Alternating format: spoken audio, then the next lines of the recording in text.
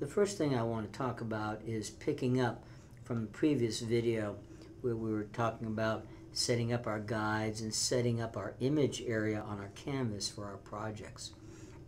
And typically we are going to have some kind of a background image, whether it's just a solid color or a gradient, whatever, it doesn't matter.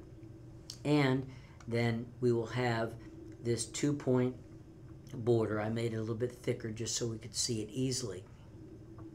A 2-point border going around the edge of the image area because it gives it a nice crisp clean edge. And as we typically are creating pieces, parts for our projects, often along the edges we're going to have ragged or uneven lines from different shapes and pieces.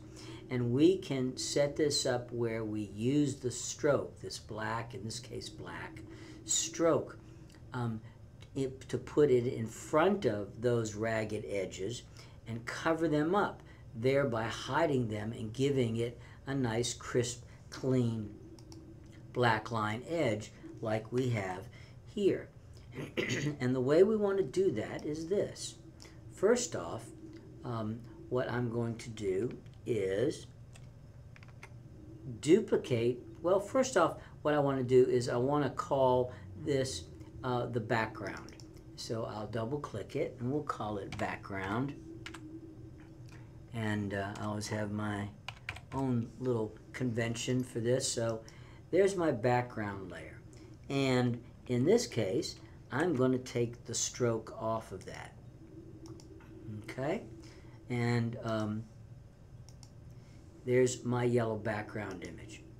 And then I'm going to duplicate it. I'm going to duplicate it. Okay? And the one up top or in front, I'm going to call it my border. Because, in fact, what it is going to be is the shape that I use for my black line or 2-point stroke. And what I'll do here is take the fill out of it, okay, and then for the stroke, it can be any color, but I'll give it black. And you see the one in front up top is called the border. The one below is just the fill.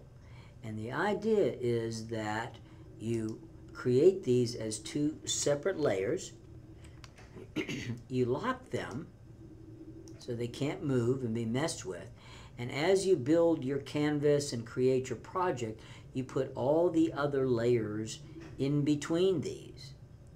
And then what will happen is, in the end, this black border, which is in front, you make sure it's on top or in front, will cover up those ragged edges, and it gives it a nice crisp clean frame.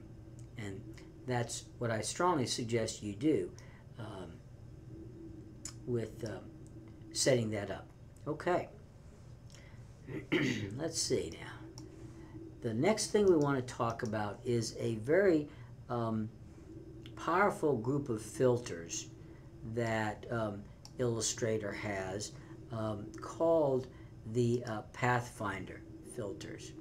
And quite often when we are creating something, it is easier to create complex shapes by combining simpler shapes, or, as I'm going to show you, actually subtracting one shape from another.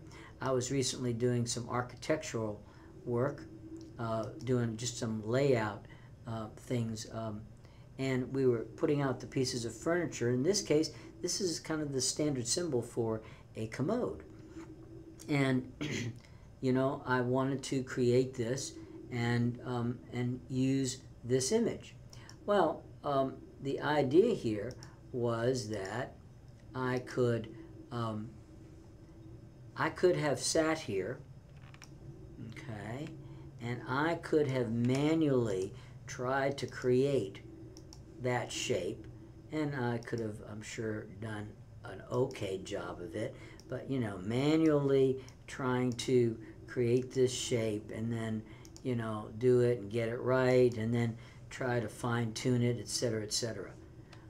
Well, clearly you can see that that would take time and effort, and yet look how quick and easy, of course, in seconds I can precisely create this oval. Okay, one shape, and then I can quickly create, of course, the rectangle, the other shape. Okay, and then all I need to do is go up under Window, and we'll bring up the Pathfinder, Window Pathfinder, palette, and here is the deal. By using the Pathfinders, in this case, the very first one, and it tells us what it does. It adds shapes together, okay?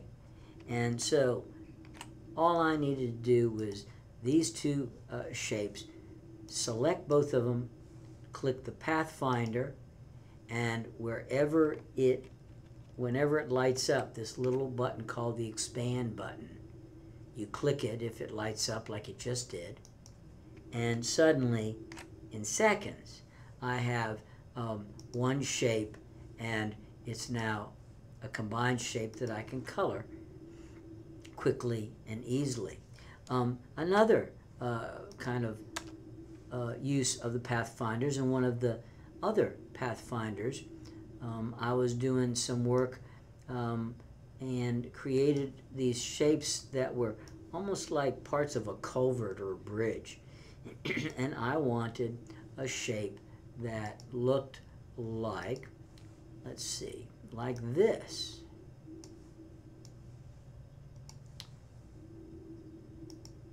I wanted a shape that looked like this. Now again, okay, once again, I could have done the other way of trying to manually draw this. Okay, and then here, and then try to do this, and then do this, and then come out here and do it, and you know, once again, try to create it and then sit here and fine-tune it. Doesn't make any sense. When, once again, what I have here is the Pathfinders, and in this case, I'm going to remove the red circle shape from the orange shape. So once again, it only takes seconds to do the circle. It only takes seconds to do the rectangle. I merely need to put the circle where it needs to be, select both shapes, and in this case, I go to the next Pathfinder filter right here and click it. It removes the shape in front.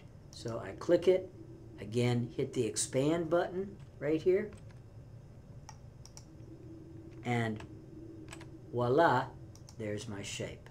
Okay, and one of the other Pathfinder filters that I'll show you, select both shapes, and here is one that divides an object. So I'll hit that one. Okay, let me see, make sure we got that. Okay, we'll get both shapes. We'll hit the Pathfinder, and now I'll go back, I'll deselect it, and look at what I have. I've got a variety. I've got this piece, I've got this piece, and of course I have that piece. So this is a very, very useful, terrific tool. One other quick thing, and that is transparency. Here we can take, I'm just going to overlap these couple of images, and we can select an image, again go Window, drop down to Transparency, and bring that up, and simply go in and hit the slider right there, and you can see what starts to happen. We can literally create surfaces that almost look like they are glass, where you can see one thing inside of another thing or through something. And there's also a group of filters here, right here, under normal. You've got a group of filters that are very, very powerful that can also add some pretty interesting effects. And you can see how it changes the interaction of the pixels between these two objects.